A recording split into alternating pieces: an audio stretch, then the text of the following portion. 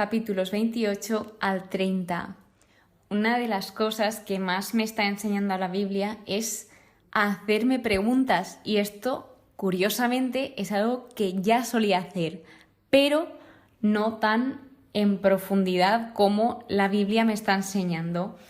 Por ejemplo, en el episodio de hoy tratamos la sabiduría, la inteligencia. Más específico, la sabiduría, de dónde viene esta sabiduría, cómo los hombres la buscan sin cesar. Además de que trataremos un tema bastante típico, por desgracia, por así decirlo, en el ser humano, que suele ser el anclarse a un tiempo que no es el presente, o puede ser al pasado o al futuro. De modo que comenzamos con el capítulo 28, donde se hace un elogio de la sabiduría y se titula La sabiduría inaccesible al hombre. En resumen, lo que viene a decirnos este capítulo es que todos, absolutamente todos la buscan, y nos dice que el hombre busca hasta en los sitios más extraños, en los sitios más ocultos que ni los animales ni otros seres vivos buscan. Es decir, como que el hombre tiene esa ansia de encontrar esa respuesta o de obtener la sabiduría. Así, Job está explicando cuán duro están dispuestos a trabajar los hombres para ganar esto, para ganar el gran tesoro y esa riqueza escondida en la tierra. Empieza hablándonos un poco de tesoros, pero todo ello nos lleva a la sabiduría, que los tesoros sí que lo van encontrando, pero por más que buscan la sabiduría, es algo que les cuesta encontrar, pero tampoco se cansan de buscarlo. Entonces, aquí es donde viene la pregunta, título del episodio, en el versículo 12, que se repite incluso hasta 2 veces en este capítulo, que dice: pero ¿de dónde sale la sabiduría? ¿Dónde se encuentra la inteligencia? Como comentaba, yo creo que en mi vida me he hecho preguntas pero que tan profundas. Sí que conozco a personas que sí que suelen hacerse este tipo de preguntas y buscan su respuesta, pero hasta el momento, en mi caso, no había ido hasta tan allá. Y es esto algo que me impacta del estudio bíblico, sorpresas que dices, esto nunca me lo había planteado. Pues vamos a aprender y vamos a ver qué otras preguntas suelen plantearse o se solían plantear, que a día de hoy siguen planteándose. Entonces, también lo que nos viene a decir Job es que todo es facilísimo comparado con la búsqueda de la sabiduría. Y me ha hecho mucha gracia que en el estudio bíblico indicaba que la sabiduría es un tesoro más raro que cualquier otro. Y esto me encanta porque, si habéis escuchado en la primera temporada, hablo sobre el mejor piropo, que para mí en mi caso es que te llamen raro o rara, porque es algo diferente, algo original. Entonces, la sabiduría es algo distinto a todo lo demás y me ha gustado y quería compartirlo aquí con vosotros. Entonces, nos deja claro que no se puede adquirir con dinero, que no se puede comprar, es decir, que no tiene valor, es invaluable. Y luego nos dice, solo Dios ha encontrado su camino, solo Él conoce su morada. Job estaba planteándose una pregunta y él mismo sabe la respuesta de esa pregunta conforme va transcurriendo ese discurso o esa respuesta que él va diciendo a sus amigos. También nos deja claro que Dios todo lo ve y que todo lo hizo perfecto. Esto último lo digo porque en unos versículos Job va comentando cómo Dios iba calculando cada cosa que él iba creando. De modo que al final decimos, entonces, ¿cuál es la verdadera sabiduría? Porque se nos pueden dar varias definiciones de esto. Por lo tanto, Job nos dice, el temor del Señor es sabiduría, apartarse del mal, inteligencia. esto también es algo que me gusta de la Biblia, el que plantee preguntas que contesta. Y muchas preguntas que nos hemos planteado a lo largo de nuestra vida, aquí están las respuestas, y cuando las lees dices, pues tienes razón. O cuando ya has pasado por la experiencia y encuentras la respuesta en la Biblia dices, pues aquí estaba todo. Entonces pasamos al capítulo 29, donde se concluye ese diálogo, y yo lo juntaría como 29 y 30, porque en el 29 habla Job sobre el pasado, sobre los días de antaño, y en el 30 nos habla del presente, de esa angustia que él está sufriendo.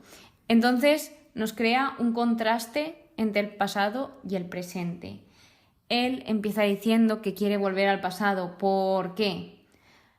Generalmente él añoraba esa cercanía que tenía con Dios, esa relación, porque nos dice, Dios me protegía, su lámpara brillaba sobre mi cabeza, me acompañaba. Luego nos habla de cómo era tratado por los demás y qué es lo que él hacía. Él dice, libraba al pobre, al huérfano, le daba la alegría a la viuda, le devolvía esa alegría que la viuda había perdido. También las personas le escuchaban expectantes, es decir, Job era un hombre respetado y honrado. Y en conclusión, él ayudaba a los demás, a todos los que lo necesitaban, y él era un hombre justo, como vimos que nos dijo hasta el mismísimo Dios en los primeros capítulos, que Dios definía a Job como un hombre justo y un hombre recto. Entonces, esto también nos hace admirar a Job, nos hace aprender de su ejemplo, porque Job era un hombre lleno de buenas y nobles obras. Y tenemos que tener en cuenta que él también era rico, tenía muchas riquezas. Y lo que hizo fue usar su riqueza y su influencia para hacer este bien, para ayudar a todos los demás. En vez de ser avaricioso y ser egoísta con todos sus bienes, lo que hacía era recibir a todos, ayudar al que lo necesitaba, dar de comer al hambriento, etc. Entonces, cuando empieza a hablar del presente, empieza diciéndonos, ahora, en cambio, él siente que Dios le está humillando, que se encuentra claramente en días de aflicción, o sea, él ahora mismo está en un momento crítico y lo reconoce, y ve cómo su honor y su prosperidad se habían esfumado de un día para otro. Entonces vemos aquí cómo Job está luchando con ese dolor puro de la enfermedad que tiene, porque Job, aunque psicológicamente se encuentra mal, físicamente también lo está, por todo lo que le sucedió en el cuerpo. Por lo tanto, aquí Job está diciendo que él pide auxilio, que él pide ayuda y que no encuentra ninguna respuesta por parte de Dios, de que él se está presentando constantemente y no le está haciendo caso. Entonces, esto creo que es la peor sensación de un ser humano, el sentirse abandonado por Dios, que esto no era así, pero él sí que lo estaba sintiendo así. Entonces, vuelve a hablar de algunas de las obras que hizo Job y las va describiendo a modo de pregunta. Por ejemplo, él dice, ¿no tendía acaso la mano al indigente cuando angustiado pedía justicia? ¿No lloré con quien vive en apuros? ¿No he mostrado piedad por el pobre? Y así sucesivamente.